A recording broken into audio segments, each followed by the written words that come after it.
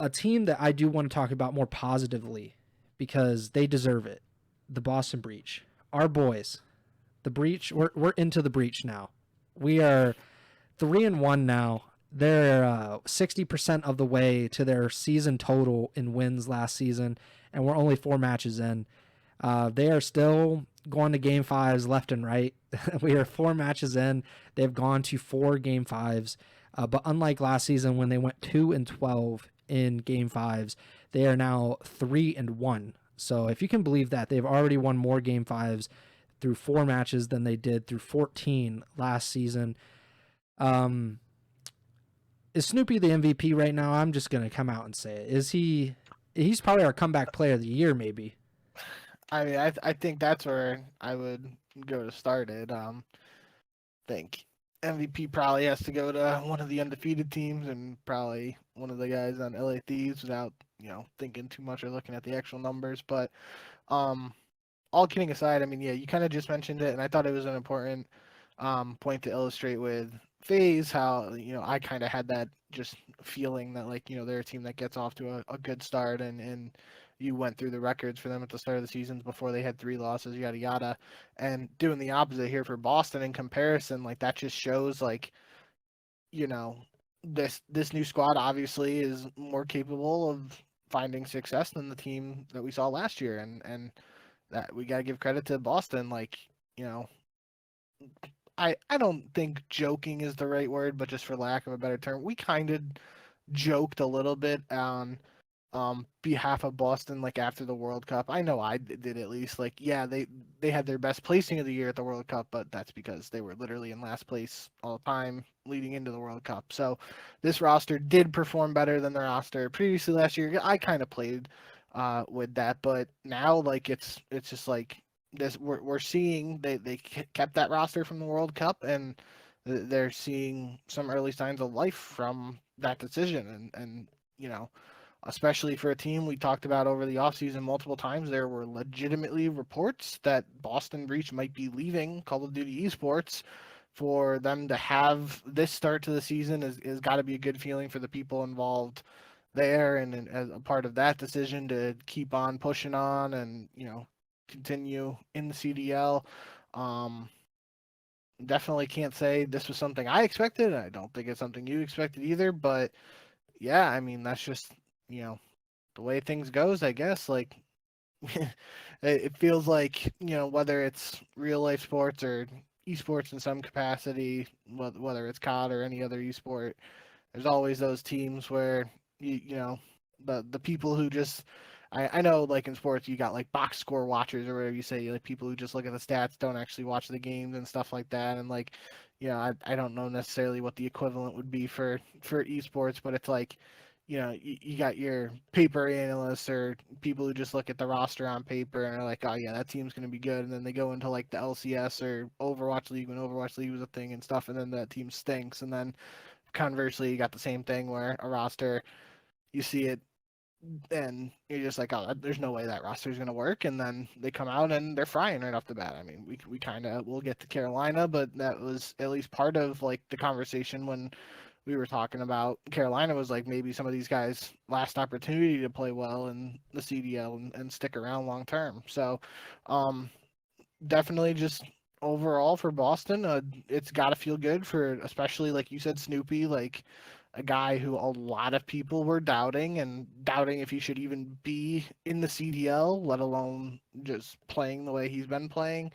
Um, and for all those guys on the team, even like Awakening and Cammy, like Cammy more so than Awakening for what I'm about to say, like in terms of like MVP stats and stuff. Obviously, people joke about nicknaming like Big Wake, Giga Wake, all that stuff. And I don't think he's necessarily ever in like an MVP conversation, but just definitely in an All Star conversation. Like a lot of feel good stories for the guys on Boston if they continue to play well. But I think that's also an important element is like that this can't just be like a honeymoon phase or just like a spark at the start of the season and then they fizzle out and lose a bunch. Like they're gonna have to keep this up, and obviously early signs indicate that they're definitely going to be more competitive than we were last year. So, for Boston fans, people involved with that roster, the organization, definitely gotta feel good about where they're at right now.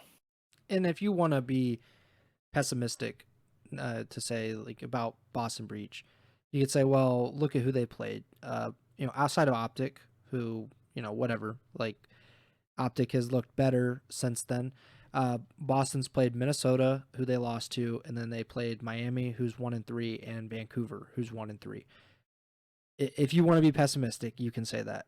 If you want to be optimistic and say, when they played those types of teams last season, they lost like almost all the time. Like there were again 5 matches they won last season, and they went on a very very long losing streak for like the back half of the season. So if you go back just a calendar year, they're losing these matches, and they're not losing them right now. And I think the fact that they're winning them in game fives is really really impressive. They're actually only one round 11 away from going 4-0 in the qualifiers. They lost round 11 on rewind to Minnesota. They would have won that series otherwise. So I'm happy for them. I think you kind of hit the nail on the head. Like there's a lot of doubt about Snoopy in particular, but also a lot of these other guys who were in and out of the CDL last season or maybe even multiple seasons now, and they're doing really well. And I think that can't go understated or can't be appreciated enough to see guys come back. I'm always really bearish on guys coming back into the CDL because there's not a great track record for those guys. Understandably, like it's very hard to be competitive at this top level in competitive Call of Duty, but I like someone like Gunless. I think I was very pessimistic about his return last season. It didn't end up going well for like him or Minnesota, but like just that kind of using him as an example, it's just very tough to come back in and just be on the same level as some of these other guys who've been playing against the top level competition over and over and over again for the past year or multiple years. And Boston, despite that, has been able to kind of push through it. And Cammy, who was an MVP level a few years ago, he's looking really good now. And maybe it's just he's found the right team. And to kind of piggyback off your point, like we do kind of underestimate the teams and the aspect of teamwork and whether guys can work together to actually accomplish goals. It's not all about just stacking talent on top of each other, which does help. You look at LAT and Optic and previously FaZe and NYSL, like those guys where it's just like, oh, we just have so much talent, like we're just gonna see if we can overwhelm teams with this firepower. Not every team is able to do that though, and the Boston Breach isn't able to do that with just sheer overwhelming talent and star power, but they're finding ways to win, and that is incredibly important. And it's put them in a really good position as we go into the holiday break and as they get into the minor.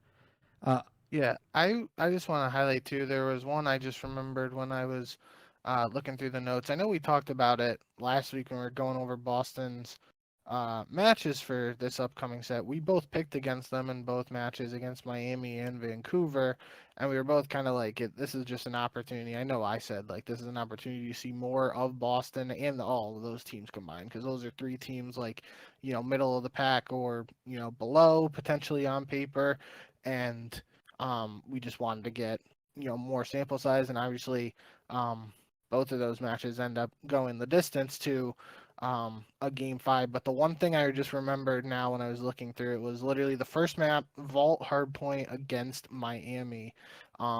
It was like that hard point where the 2 houses are on the back of Vault on the opposite side of where the pool is. I believe that's P4, but I'm getting it mixed up in my head. But no matter what, there was like a route Snoopy was taking on the left side of the hard point, and there's a door facing the side he was pushing, and like it almost, just to me, it felt like it kind of just showed growth in terms of Snoopy as a player, because I feel like it would have been very easy for the Snoopy we saw at points last year to just rush headfirst into that door right as he turn the corner and just try and chow whoever was in the hill. The hill had just popped, or it was about to pop. I don't remember exactly. But instead, Snoopy makes a play. He just ignores that door and goes around the back. And I think he might have only gotten 1 kill or 2 kills. I can't really remember how it went down.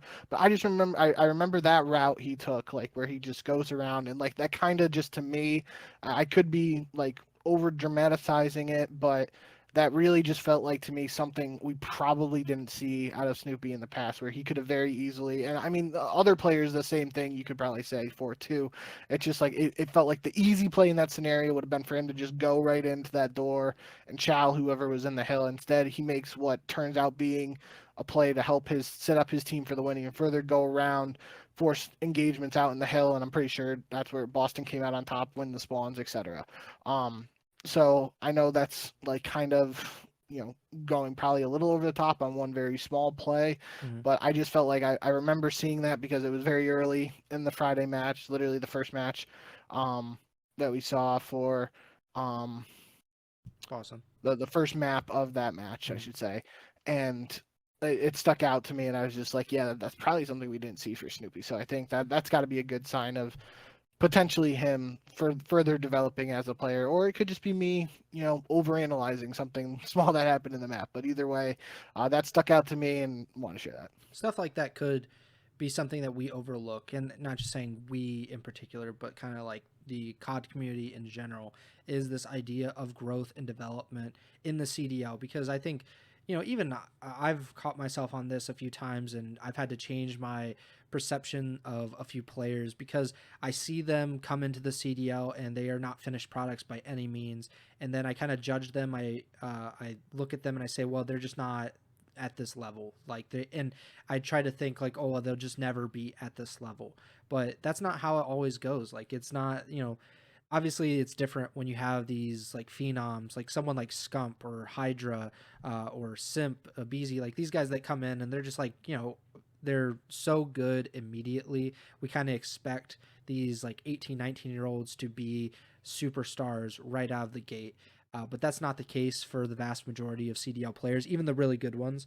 And not to say like Snoopy is on that level by any means, or he will be, an MVP caliber player.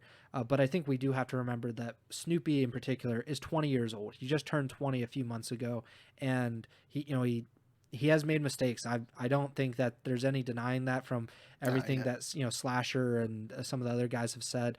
But there is the possibility for growth. Something that JCap said in the offseason about Geo was, he plays very selfish, and he kind of said like that's kind of how young players often do.